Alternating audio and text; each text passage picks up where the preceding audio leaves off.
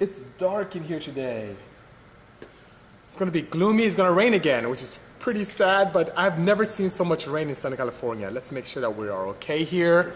And they were live. Okay, my YouTube people are ready. My people on the podcasting are ready. Let's see if my friends here are live on Instagram. Hello, everyone. Good afternoon. Bisi here on another cool, exciting episode of Tech Tuesday. My friends, so good to see all of you. Fabian, greetings. Good seeing you indeed. Hello. E1W, how are you, sir? Thank you for joining me today. Justin, waves to you as well. Thank you so much for joining. What's up, Sammy Sam? Good seeing you. LS Integra, sup to you as well. Cream, Cash rules everything about around me. That's what I was going to say, about, around me. The legend, thank you for the kind words. Jos Patrick, good seeing you. Boy, good seeing you as well. Danny GSR, greetings. Sam, long time no speak, how are you? Hawaii is in the house, courtesy of Jim Genghis Khan, good seeing you. Doe, hello and welcome everyone. Adam, good seeing you as well. For those of you on Instagram Live, thank you so much for joining me. Thank you so much, Silver Da, for the kind words. YouTube, you guys are fantastic. Those listening to on the podcasting, whether we're on Anchor, Radio Public, Spotify, whatever you're doing, using the restroom, walking your dog, working out, I am here. Thank you so much, you know. Yes, Chad says I'm a very busy man. Indeed, extremely busy. Zoran Zita, greetings. Jeremy Robb, hello, much love to you as well, sir. Yes, ITB Kevin is good. My friends, he's right. Puro is offering this banana sponsorship, and I always been pushing them to do something to give back to community, which is pretty cool. And we'll talk about today some of the Puro oils and advantages of that. And if those of you don't know this, as Kevin has mentioned, hit them up, go on your Instagram feed, DM them. The deal is ridiculous. I can't even get that kind of deal, which I'm going to apply and get some of that as well. It's amazing sponsorship, indefinite sponsorship, and I think it's only for a week or so. So they're helping all of you who have influence on Instagram or whatnot to be able to go on there and have a good time, you know? Thank you so much, D. Thanks for the kind words. Yes, you're too kind. Even on vacation, I appreciate you joining me, you know? What's your turbo you're using in the Odyssey? YQCM is asking. I'm using a 72 millimeter. Actually, I want a 72 millimeter Turbonex initially, and I have a Precision 69 millimeter, which is pretty nice, you know? Ball bearing, of course. You need to borrow a valve cover. How are you going to give me something and borrow it? Danny, I only made a limited supply. I won't have any more. Hey, Hedy, thanks for joining. Good seeing you guys. Thank you to Doran, Dennis. Thank you for watching the Netflix Fastest Car. That show was a lot of fun, and it looks like we're going to be part of season 3 with something very exciting for them. Pazza Autos from the UK. Good seeing you as well, you know. Oh, thank you so much. The new Bugatti, Psycho. Oh, San Francisco in the house. I think it's fantastic. Yeah, you said Barrow. You did say that. Hello, 1L. So, today, guys, we're going to talk about some cool things. I promised to talk about, Rolling R. Eddie, is that you? Eddie is now part of the Puro family. Thank you so much. You're going to love those guys. They're good. I'm representing them in the back, representing the hat. I have oil with me, which is pretty cool. I have the 020, which is E85 and methanol compatible. I was going to talk about braking oil. I was going to talk about pistons. So it's going to be a great day, indeed. Cheers as well, PVW. Thank you for seeing that. Yes, that's a 914. It's a 1976 914 with a 2.0 in it, you know. Mahmoud from Bahrain. Thank you for joining me all the way from the Middle East. Yo, Sammy. Good seeing you. Where do you buy? So if you want to buy pistons or oil, we have it in stock, but Puro is offering some crazy sponsorship. So go on the Pure USA site, better yet their Instagram feed, hit them up. And I'm sure if you have some friends, they'll be more than happy to sponsor you. It's bad for business for me, isn't it? But they're good people. So the more people on the oil that realize the benefits and helps their cars, the better off, you know? I like it on 14s as well. They're almost like the Del Sols of Porsche, as Hedy would say when she's up here, which is pretty interesting indeed. So we're going to talk about some technology. And starting about technology, we're going to talk about pistons and how to make them last a long time. This is a nice forged set for D series, courtesy of a friend from Trom, which is pretty nice. And one thing I want to talk about today about maintaining your cars, which is pretty kind. Hello, Clint. Good seeing you. Thank you, YQCM. You know, Ms. 3 Sedan, Oppa, Puro, definitely them. Very popular in the Mazda 6 community, Mazda Speed 6 community because of the direct injection, which is a challenge, you know. Oh, let's see, I will, Mark, sorry about that. I've been a bit crazy. I'll definitely do that. The UK is in the house, Seth. Thank you so much for joining. Atrocious, hello. Yes, you did, Psycho. Absolute smashing. I like the design. Absolutely indeed, you know. So we're talking about pistons. Fox! Oh, you're here. So guys, I gotta pause from my normal technology routine to talk about Fox design, Paul. What a great guy. Yesterday, not yesterday, but last week, I had the unique opportunity of getting a very nice package in the mail. It was this, and came with a very nice handwritten note, which is a lost art because we don't see much handwritten notes. Aaron, don't get me started because I will grab my wig. Don't start with me. I will do it, you know. So, this right here. And what did he send me? A wagon parking permit. Yes, this is a very nice composite-based material. It's like this composite plastic. It's really high quality, something you see with a handicap sign. He sent this to me as a wagon permit parking, like a wagon parking permit only, for wagons only, which I need to definitely put there, which is pretty cool, you know. So, oh, Tadaran from Italy. So thank you so much. Fox, you didn't order from me. You got it from Purell, which would be pretty cool. See, Paz needs it too. It's pretty popular. It's really cool. So thank you so much, Paul, a.k.a. Fox Design. I appreciate the love. You're very kind. This is going to go straight to the wagon right now and be part of its decor. So thank you so much, you know. So YQCM is saying I should make the Odyssey all-wheel drive. I'm not going to touch the Odyssey. It's going to stay front-wheel drive. But the fact that we lost on the show with Netflix created the wagon. So the wagon's all-wheel drive, half the weight of the Odyssey, similar power potential, all-wheel drive, and sequential gearbox. So that's going to be a lot of fun, you know. Thank you, Daddy. I'm in California as well, so I'm not too far away from you, you know. My pleasure, Nick Mopar. I really loved going to Field Fest. It's so sad that it rained, but still, it's a lot of good people there, which is pretty nice, you know. Ah, very nice. Well done. You should have a good time with that. So we plan on being in his third season with the Wagon Man and possibly our Viper, which should be pretty nice, you know. Yeah, I know they'd be my pricing, but you know what? They're good guys, and they would love to get help in helping as many people as possible get on the brand and help spread the good news. So I'm happy for that. That's great. The more people that are on it, the better it is for me, which is great, you know. I love those guys, you know. And you got 7 horsepower, see? So Fox Design, above and beyond, giving me this pretty cool thing, tried out some Purell and gained 7 wheel, which is pretty cool. So the one thing I want to talk about is definitely oil and the importance it is to your engine, you know. Colin, today I drove a 2017 Hyundai Ioniq Hybrid, which runs this, by the way, as well, got me more miserly. But here's the thing I want to talk about, guys. I just talked about a 2017 Ioniq that I got new. My first car that I modified was a Honda CRX in '88 I bought used. Many of you have cars that are new or used. You remember back to your very first car, or maybe you're in the market for a first car. And one thing is that you never know how well they were maintained. So it's very, very important. Absolutely right, Fox Design saying numbers online, they don't.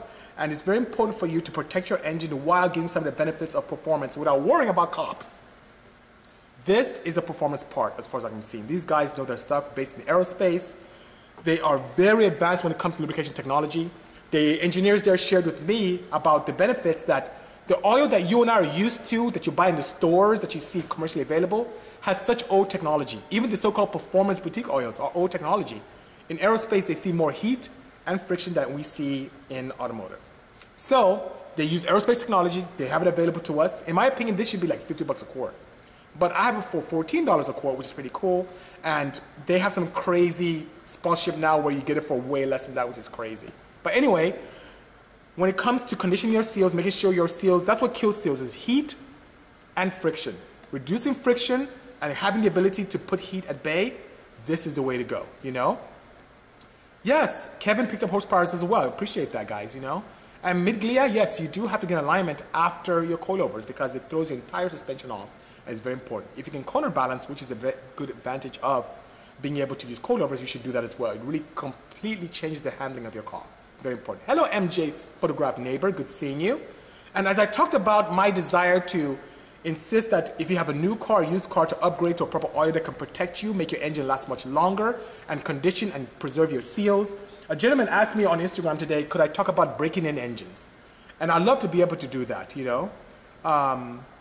Oh, you do? You're in front of the shop. Well, you can come in, SB. The team's up front, so even though I'm back here, the front door should be open. And Albert's up front, and Lindsay is up front, so by all means, you know, come on down, you know. Yes, we do. You know what, Kevin? I need to talk to you about some stuff when I see you next time, which is pretty nice.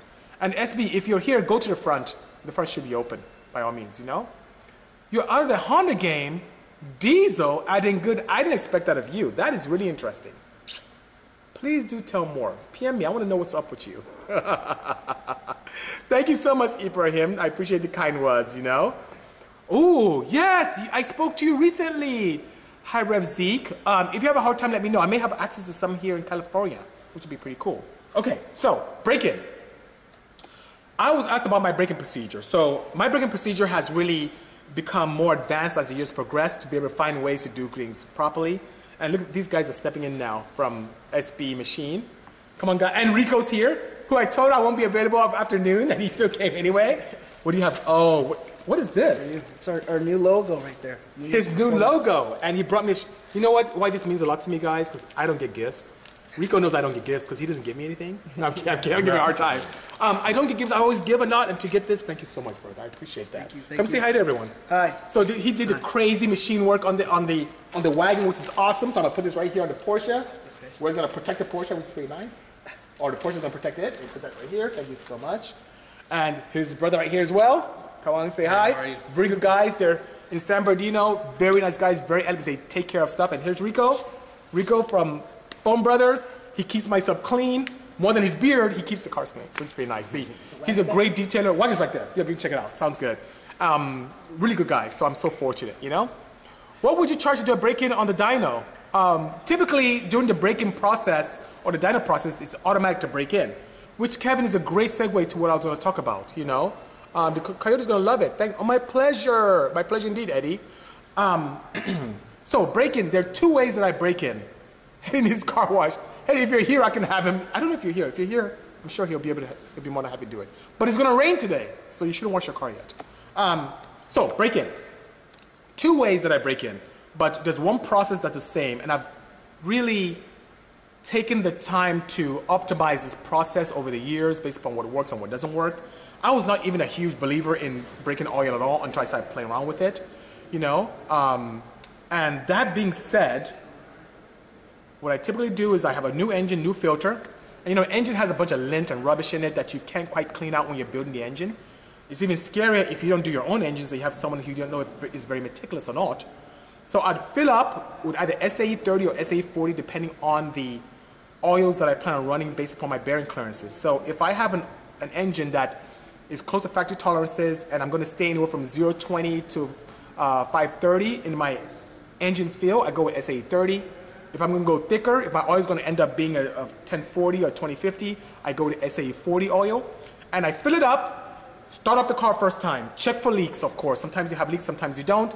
Let it bring it all the way up to temperature. Shut down the car.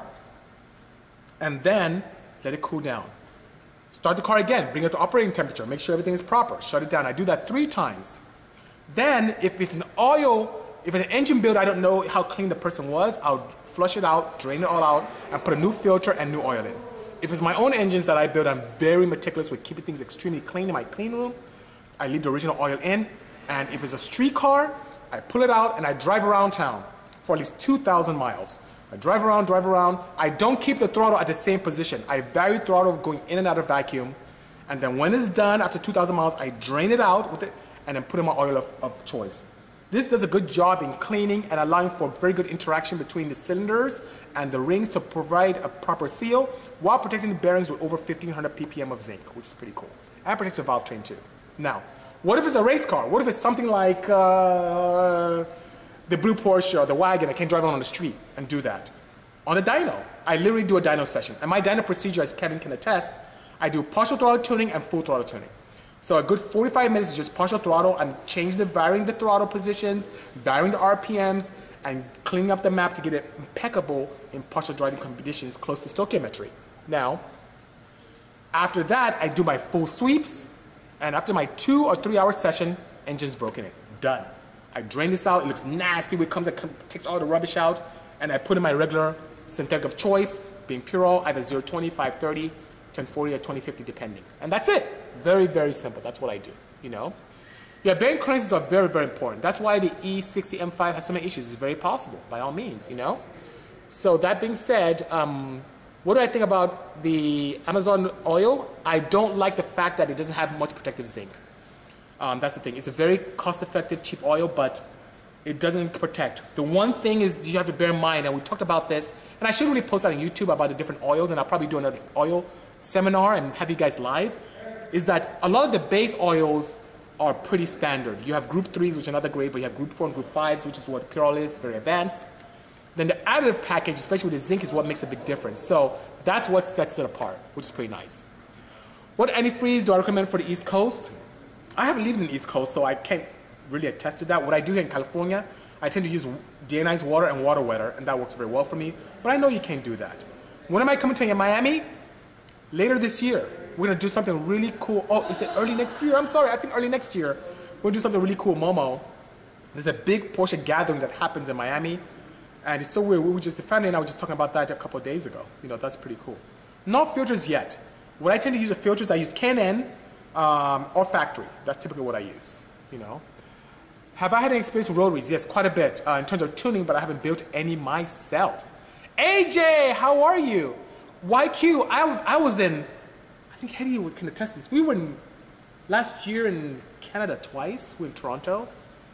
Really cold at this time of year. We were there in January, I think again in April. It was really cold. It was pretty nice. Thank you so much, Mag. Hello, Tony. You know, that would be awesome. Let us know. Follow back. Okay, sounds good, sir. Greetings, New York City. Mazad the one. Good seeing you. Not given Bertritz. I keep always messing up your name. Hello indeed, you know. How to get 250 plus horsepower from an H23 automatic? The easiest way is to supercharge or turbocharge. That's the easiest way. NA, you can push it, but so much is being absorbed by the automatic transmission. It's easier to force induce. Thanks for the love, Genesis Coop. Appreciate that. Experience with Fiat engines? No. I have not had the opportunity to build or play with those yet. Forgive me. What do you think about the new Koenigsegg street car that makes 1600 horsepower and 85? I think it's freaking awesome. I think it's awesome, Duran. It's wonderful. I am crazy about power, especially power that's streetable. It's the best thing. I think it's fantastic. Have you ever worked with Audi 1.8Ts, only flashing them and designing components for them, but I haven't built one myself. Craft Motion, good seeing you. Thank you so much, you know. Oh, the good part of the reason for the name, yes, it's quite a bit of a tongue twister there, you know. Any tricks for tuning the rotary? Yes, you cannot push stoichiometry too much or push AFRs to run lean. You have to run a little bit richer than you run with the piston style engines, and it doesn't tolerate huge swings in ignition time. Why do I favor port injection over direct injection despite the advantages with chemical energy? Well, the chemical energy is something that's contained typically in the fuel or the oxygen, but how that heat is being generated based upon atomization and the fact that you can get away with leaner mixtures with direct injection is huge. Now, here's a challenge. When it comes to the point of making huge horsepower, we tend to run into that wall of limitations of the fuel system with direct injection, and that's the challenge. Plus, today, in the motorsport world we live today, it's not very common to see controllers for direct injection.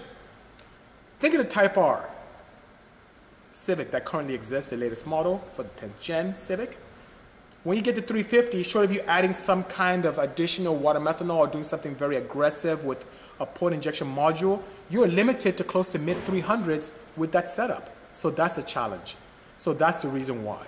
No, at this time I didn't good. Purell, to my knowledge, doesn't make any oils for diesel. If the demand is there, I'm sure they'll be more than happy to do that. But at this point, no, they only do it for, I would say, for the auto cycle internal combustion engines, you know, 4-stroke. Nick Rock, F22C says, I have an RSX Type S with K20. It's going to run a full J's Racing exhaust and a race header, as well as intake and new ECU. Other than these, what else do you think I should do for street power? There are quite a few things you can do. For street power, definitely because you have aluminum manifold, a lot of the heat of the head is rejected into the intake manifold. You want to get an intake heat shielding gasket, which we have on sale for like $24 shipped globally now, which is amazing. So get that for your RSX engine. Above and beyond that, this. Very overlooked as a performance item. Pure oil is very cost effective. We have people on here who saw everyone from 5 to 7 horsepower gain to the wheels. So you don't even see that with some exhaust systems, especially engines that are highly tuned.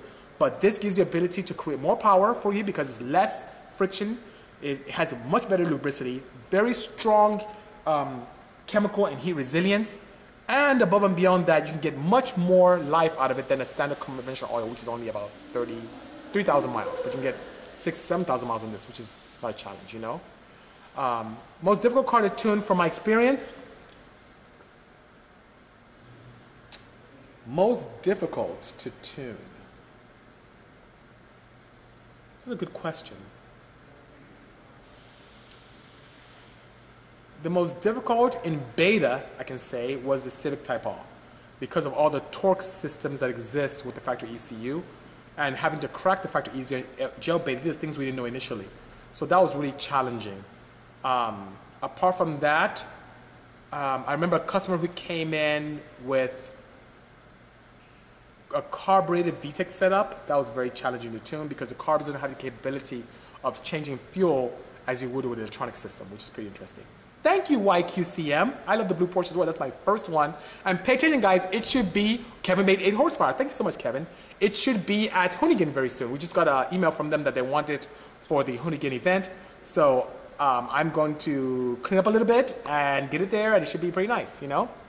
I am Stephen Kibble says, hey, BC, how have you been? I've been great. Was wondering if you agree to use mineral-based oil to run in a new build engine, building a D14A3 turbo, but not sure if we'll have them in the US. No, we don't have D14s in the US, but I've done projects for them. Mizu, save the single cam, absolutely. But mineral-based oil, yes, but it needs to be enriched with high amounts of zinc. So Pure Onyx, the braking oil, is mineral-based, but it also has the protective quality of good ZZDP, high zinc, good phosphorus, and moly. So it is mineral-based, but don't just use a regular off-the-shelf, especially for a D series, which has very sensitive valve train with the camshafts. You need to use a high zinc oil. When you start using current SN-based oils that don't have much zinc, it kills the valve train very quickly, you know? Thank you so much, Foxes. I appreciate the kind words. We have some really exciting stuff coming via Dodge as well, which is pretty exciting, you know? So that being said, this is what you need. If you're in the country, I can help you out. I think if you hit up Pure right now on Instagram, should I be saying this because I like to sell this? But they have a sponsorship program now that you can take advantage of, which is pretty nice. Bebo Fast says, can it handle methanol? Yes. As you look at the designations I mentioned earlier on, right there, it has methanol compatible. And most boutique oils, especially conventional oils, have no business being combined with methanol. They just cannot tolerate it. They become very diluted easily. They froth, and hence have an emulsion that exists where you get air in between the bearings, which is dangerous. But this has very high chemical resilience, and by all means, as Exo Truck said, high zinc FTW, high amount of zinc, you know? Any turbo manifold and setup recommendations for my D16? I like the stuff from Speed Factory. They have some very good manifolds, exhaust manifolds for them. And I'm a huge advocate of either Precision or Turbonex turbos right there. J-Rod from Ahu, thank you for joining me in this Tech Tuesday. Thank you so much. It's so good to see you. As you see, I'm smiling because I'm very happy. And we start today thanking the guys from San Bernardino Machine in sending me this cool shirt. Thanking my friends from Fox Design in getting me this cool permit for my Waggle van, which is pretty nice. And we talked about pistons, how to protect them, and engines, how to keep them running new, even if they're used or just recently from the dealership.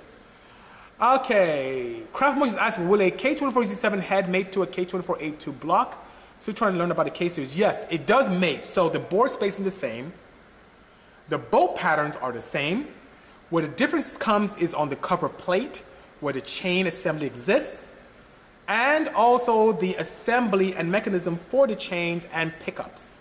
So you can really piece together things. You can use an older style crank pickup to pick up the crank, as you would on a standard K-series engine, and you can also use any kind of replication for, I think Duran, if he's still here, helped me with that as well, and the guys from PRL, in putting a Type S pump onto the Z7, so you don't have that large assembly with the balance shafts that don't rev very highly and don't provide good oil supply at high RPMs. You can get rid of all that, but You can still keep the bottom end block of the A2 and put a Z7 head on. I like the Z7 and Z3 heads because when turbocharging, it's very easy to put a turbo manifold on there. Helps with great spool, and it's absolutely fantastic, you know? AJ is asking, why do high horsepower diesels tend to use log manifolds rather than equal length thin wall tubular style? Only because the diesels tend to create a lot of heat, and the thin wall ones tend to be impervious to degradation with the high heats that you can see from diesels, you know? Hey BC, boosting my B18 should help with breather box setup. Should I use the rear block ports? I do. I try to make things very, very straightforward as much as possible, you know? It's pretty nice. Building a custom 6-cylinder F20 straight 6 power, insane dream. That's pretty cool. That'd be pretty nice, by all means, you know? Will the center seat Porsche take your Honda inside the quarter mile, give you ramp up and boost on the center seat? Deep, no. The center seat makes about 500 horsepower, and because of the weight of it, whether you look at my Insight or even the wagon, both those cars will spank the center seat. It's a very nice balanced car. Now, I have an engine in my engine building room that can change that advantage like that. So, what does that mean? When I put in a proper engine in the red one, and Sam and I were talking about that yesterday, it will be a really interesting race, and maybe something that we should do as content. Maybe do a cool race and put that out for you guys to see and get your thoughts on how that race went. That'd be pretty cool, you know? Any idea on the strength of Audi 1.8 Male force pistons? I haven't tested those, so I wouldn't know. But whenever I'm doing anything high horsepower, I tend to go to Ford stuff, and Trom is my piston of choice. These guys have over 30 years of design experience with high and low horsepower applications. Whether it's motorcycles, road race, you name it, they are really, really good. Track time, exactly, Sam, absolutely. You know, what head flow did you see from the ported EcoBoost since the port? Horrible. It wasn't good at all. Put it this way, it flowed like a restricted B series, even when ported. I can tell you that. You know. Do choose bar. I don't know what that means. Do you choose natural aspirated or boosted? Oh, I see what you mean. So, I hone my teeth in design with naturally aspirated. My CRX, my Insight. I've always been a hardcore NA guy, but excuse me. Recently, it's been more cost-effective to make more power per dollar with boosting. So I do a lot of boosting. So customers ask for boost. So that's why I've been doing that recently. Patelabdu, or Fish is asking, how's my day? My day is going smashing, especially with all of you, my friends here. It's been going extremely well. So thank you so much for asking. I appreciate that by far. Pokemontis is saying G23 NA. So you have to forgive me. I should go get my hat. I'll talk about that a little bit. I'm not a huge advocate of mixing and matching heads and blocks. So G23 is where you take an H23 head and you put on an F23 block. I tend to build a full H23 or full H22. I don't tend to mix, only because the head gaskets are issues and you have to use JB Weld or some creative way of being able to block off the oil returns. It's a challenge, you know. ITBs, yep, I love it. That's the way to go. Thank you. Flaming Porsche says, cool t-shirt. Thank you so much. This is the Mulholland Proven Bisimoto 356, which exists virtually, which is pretty cool. But yeah, Mulholland is a pretty cool road. We took the Hyundai Veloster N recently to Mulholland with the family. It was fantastic, absolutely great, you know. The Valkyrie, you know what? I haven't driven it. It looks good externally, but I haven't had the opportunity. We're starting to gain a relationship with Aston Martin, so you never know. Very soon, I may have the opportunity to drive one. Stay tuned. I'll definitely let you know and let you know how things are going. Can I obtain more fuel pressure from a stock B18 without going adjustable fuel regulator?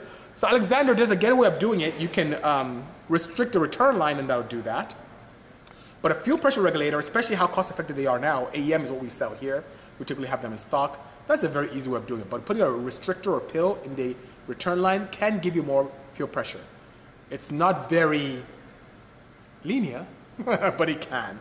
Another way to do that is if you remove the vacuum resource. In other words, the vacuum line that goes to the manifold, where it pulls away pressure when in vacuum and adds a one-to-one rate when you're in boost. If you remove that and vent to atmosphere, and hopefully you have a tuning solution for this, that gives you more pressure up until you get to atmospheric pressure, or you get to zero full throttle and zero vacuum in the intake manifold, then it has the highest pressure possible, you know.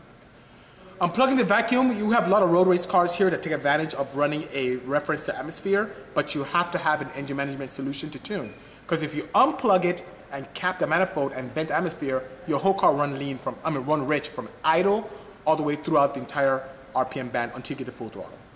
So that being said, it's very good to be able to definitely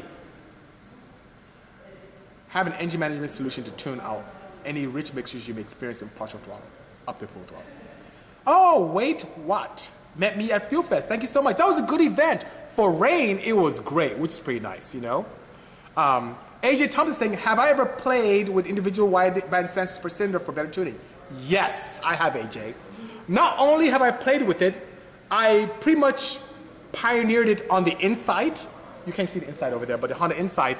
And then AEM, based upon the results I gave them, created this cool device, which is the 4-channel wideband system. So what I saw was amazing. Every time we tune, we tend to look at an aggregate or average of all 4 cylinders. And some cylinders run rich, some cylinders run lean, and what we are tuning for is the aggregate. Now that may be okay, but if you want to get the utmost in reliability and power, and I'm talking about power on an NA setup, I picked up 8 wheel just on tuning that. On boosted, I think we did an S2000 years ago. I think it was for Sheepy, and we gained like 20 plus horsepower. It's shocking what happens. What you notice on standard plenum manifolds, the one that's farthest away, the runners that are farthest away from the throttle body tend to get more air and tend to run leaner. And the ones that are closer to the throttle body tend to run richer in manifolds. Even on ITBs, like on my own Insight, it was amazing the difference in power. So yes, I've done that. And luckily for me, I ran an AEM EMS and allowed me to tune for fuel based upon load and RPM. So you can notice that some cylinders run richer than others. Some tend to get closer as you go up in RPM or further away, and it makes a big difference. When you tune each cylinder perfectly, it makes a fantastic difference. Absolutely amazing, which is good. Have I ever tuned BMW E30 M42s? No, I have not. I've not had the privilege, my brothers from Nigeria, to be able to do that yet. No, I have not.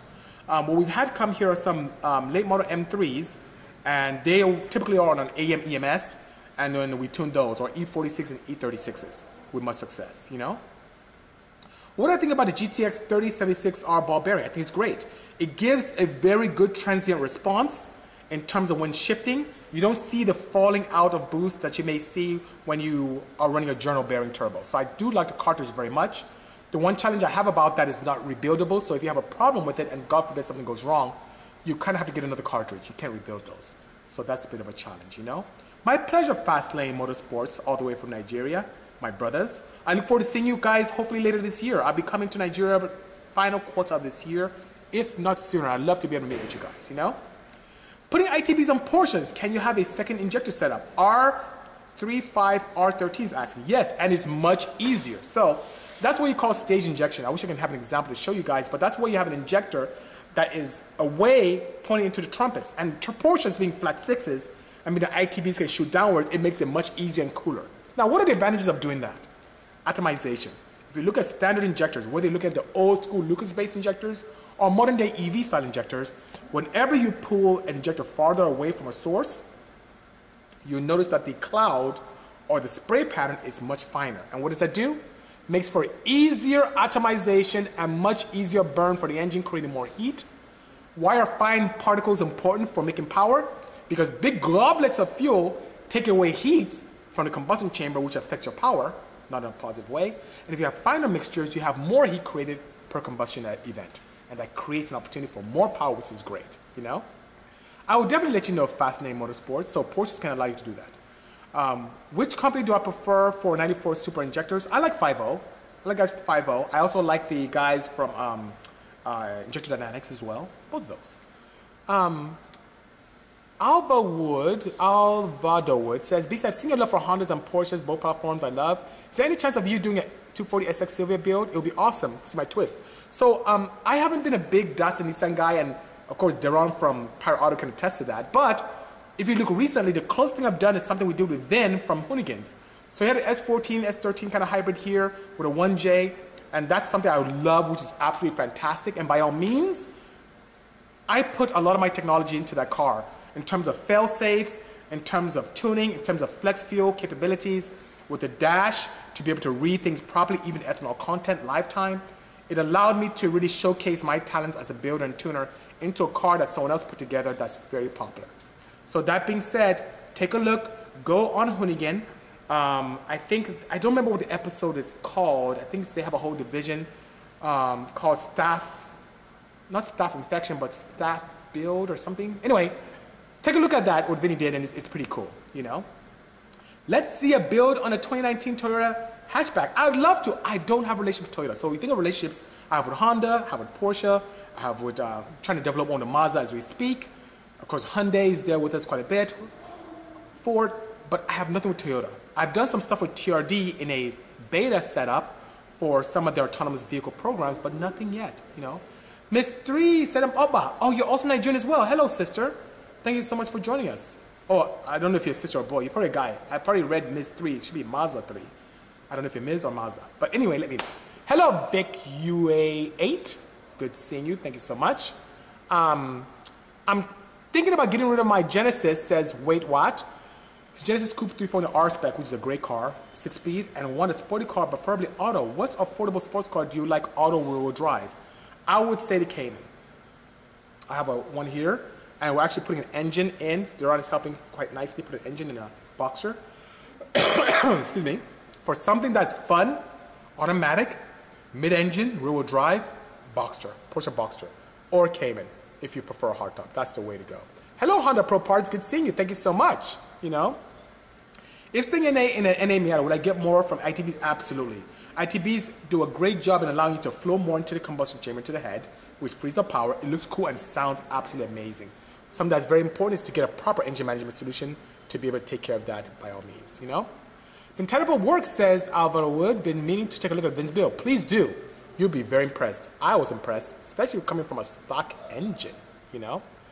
Bisi, got a question, but don't have time right now. Don't log out until I do, please. Well, let me know what your question is, and hopefully I can answer it, you know?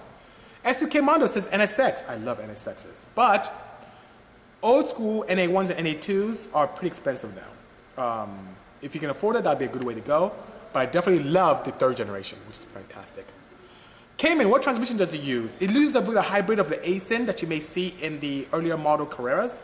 But it's a pretty nice unit. It's not a Getrag. I think it's an ASIN hybrid, which is pretty nice. Excuse me. Have I ever tuned a 12-cylinder engine? No. The most I've tuned are 10s, which is the Viper. What do you think of an NAJ series engine, 4.0 liter ITB? What kind of horsepower realistic on a race field for a drag race car? 5 to 600 horsepower? High rev Zeke? Yes. I think it's awesome. Limitation for the J series? Camshaft. Because the cams have to slide into a journal, that journal limits the lift that you can do in a J series. And we love J series, and we've done quite a bit with them. Excuse me, I have a bit of a cough here. I don't know why. Throat's kind of getting dry. But long story short, that would be cool. Now, what's a realistic goal? If you do a lot of head work, high compression pistons, and get the head to flow nicely, I wouldn't put it past you to be able to do 100 horsepower per cylinder with a proper cam design. Billet camshaft, of course, it won't be cheap, but it can be very enjoyable. So you can do 5 to 600 horsepower reliably with the right parts and having the patience to keep experimenting. It can be done, you know? Mazda 3 Sedan is asking, how do I feel about the new Supra? I loved it when I saw it on paper. I understand, or continue to understand, the need to combine powers between BMW and Toyota to make a car that is more cost effective for the manufacturers to create, and something that can have a wide platform for the audience of enthusiasts to have parts that can cross-pollinate from one brand to the other. I saw it this weekend at Fuel Fest, and it looked better online than it did in person. So, to be determined. I'm going to try and get one, and I think I'll be in a better position to give you insights when I drive it and pay more attention to it. So give me a little bit of time, let me see what I can do. Would 2JZ be good in NSX first gen? 2JZ would be really long, so I think that would be, you need a bit of surgery to make that fit nicely. If you're looking for a cost-effective engine to put in a first gen NSX, I would go with a K series, which would be cool. And boost it, that'd be even better, you know? Thank you so much, Nota. I'm glad to see you here, Nota Aaron West. Thank you so much. 911 page, thanks for your support. I appreciate your love for 911s and posting ours from time to time. You are awesome. Thank you so much, you know. I said that I love the 1UZs on the smoking tire. Could I expand? Yes. We've had a Toyota come here from TRD that we tuned with a 1UZ supercharged, and it sounded absolutely amazing. It's a cost-effective engine, extremely robust, very underrated in the United States, which means it's cheap for you, and very well, I would say very well embraced in the Middle East, which is pretty nice. So I love the reliability, the components used by Toyota to build that engine, so it lends itself to some abuse without giving up. And the fact that it sounds like a proper V8, the sound is really, really cool. Especially with this one that came in that supercharged, I like it a lot.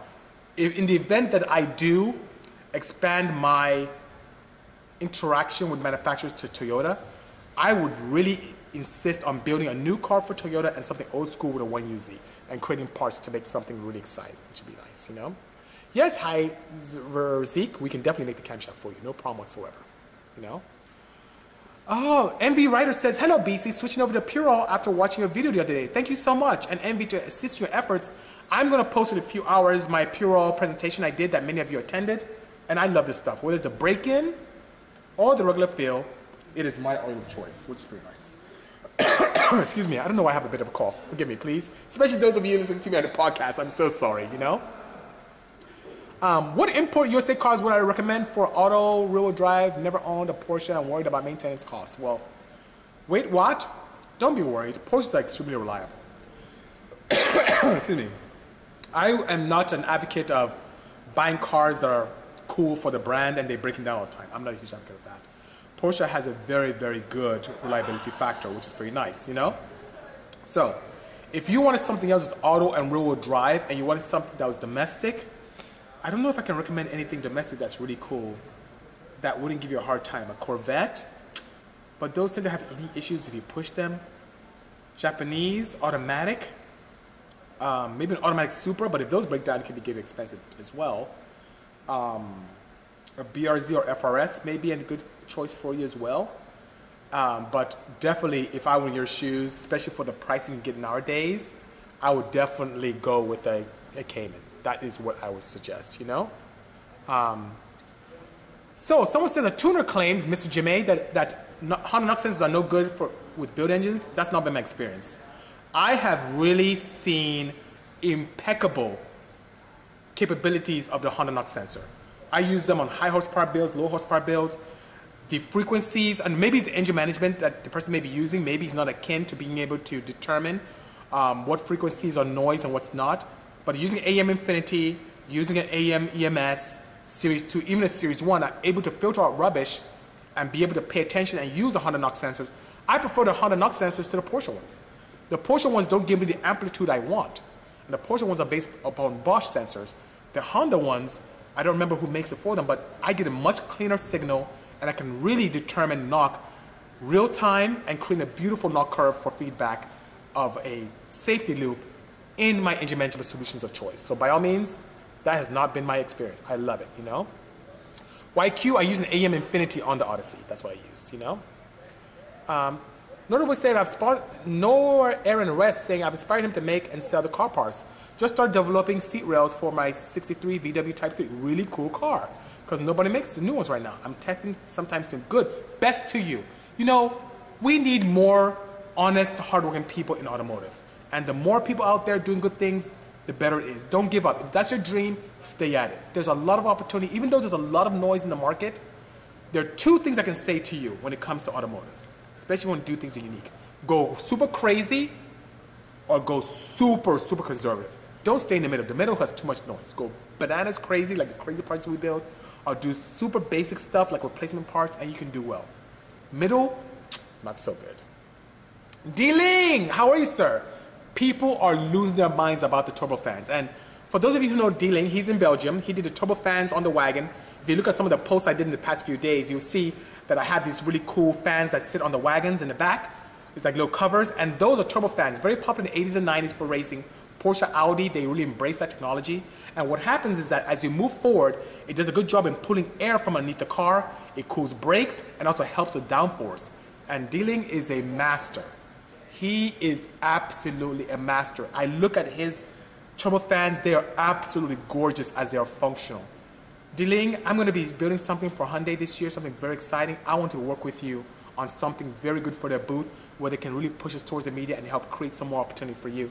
Let's talk later on. Thank you so much for all your support. Oh my God, time is flying. We're almost over here. Oh my goodness, it's crazy. The new Honda Accord versus Type R. Have you tested your Accord? Yes, I have. The Accord is awesome, but Type R is still superior. Both engines are very similar. In the K20C realm, camshafts are smaller on the Accord. Turbo is smaller. ECU is different. Can you give the Accord the capability of a Type R? Yes, you can, because the base architecture of the engine is similar. Gearbox is different too. So that being said, I've tested both. Type R still reigns supreme. One car or two cars that give Type R a run for their money, I would say with the Euro R from VW, and believe it or not, the Veloster N from Hyundai. It's going to give the Type R a run for its money, but they're all very good cars in that segment. That segment has so much good stuff, which is amazing, you know? Recommendation for engine management solutions that will still pass emissions, any flash program that allows you to stay within the California Air Resource Board opportunities. I think CARB has something, I know Honda has something, but anything that's CARB compliant and flashes do that. Whenever you have a full standalone, they typically don't allow for that, which is pretty interesting. Do you have a chance to R? I don't know what he means by YQCM. Functionality, absolutely, it's very cool, absolutely. Have I ever driven a 918? No, I have not. Not a Porsche 918. You know. Does Trom have pistons set in stock for that build? Which build, Vic? Let me know. But Trom, one good thing about them is even if they don't have it in stock, it takes them a couple weeks to build something. So hit me up. I have a good relationship with the owner. I actually seen him for breakfast on Sunday. So if you have something that's really pressing, write to me here as a DM or write to me at sales@bisimoto.com. I'm going to see Barry, the owner, on Sunday for breakfast. I can probably help knock something out very quickly for you to get you there, you know? How could someone come and learn from you and work for you? Well, you could definitely send a resume to lab@bisimoto.com. If you have what it takes and tenacity to join the team, I'd be more than happy to have you join the team. And people love taking my interns. I have interns who have gone to General Atomics in aerospace. Hyundai, Mobis, they love my interns. So they're right here and they see interns, they grab them, which is good. So if you love automotive, this is the place to be. If you love to be able to interact with other fellow engineers who are humans, here's the place to be. And what I mean by that, we are engineers that love to actually interact and have fun. We're not one of those weird engineers. We're really fun-going engineers. So if you love a team that's exciting, this is the place to be, you know? Feelings on the Veloster N, Litigious, I love it. The Veloster N, from standstill to about 60 miles an hour is a blast. It can use some top end. I hope to help with that. If I had a magic wand, I would get a Veloster N if I had a magic wand and create a ton of parts for it. That you can, not crazy stuff where people are like, oh, I can't even do that to my car. Like bolt on cool stuff. Intercooler, downpipe, high flow cat, exhaust flow, just things, flashing program. I would love to be able to do that. So stay tuned. Maybe we can make that happen. Is Super Street planning to publish a wagon feature in print? Yes. So Fox Design, the Honda issue, should I be saying that? We'll have the wagon with your components on it, which is pretty cool. So that being said, I'd be very pleased to see that finally in the Honda issue, we're gonna have a cool wagon in there, which is pretty exciting, you know? Oh, time is almost up. I'm trying to get to as many questions as I can, you know? Jordan is saying, I never answered your email. Well, please send it to me again, Jordan. I get hundreds of emails a day. Send it again and put in the title Tech Tuesday. And that will help me be able to see it even more clearly. Please do, you know? My thoughts on the C8, I think it's awesome. A lot of cues from Ferrari. I thought that was pretty interesting. But I think it's a cool looking car, especially the mid-engine one. Trump is a D16 for your turbo 2.4 cam. Yes.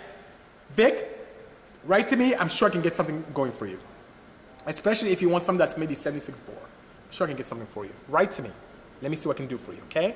Have a good day as well. R35, R13. You give me the perfect segue to be able to excuse myself, you know? What's the emissions test process in Cali? Is it similar to MOT? Nothing is like the MOT in the UK. Nothing is like the MOT. You guys check tail lights. And it's crazy. The emissions test process in the United States now with OBD2 is just a plug-in opportunity where they check for readiness codes.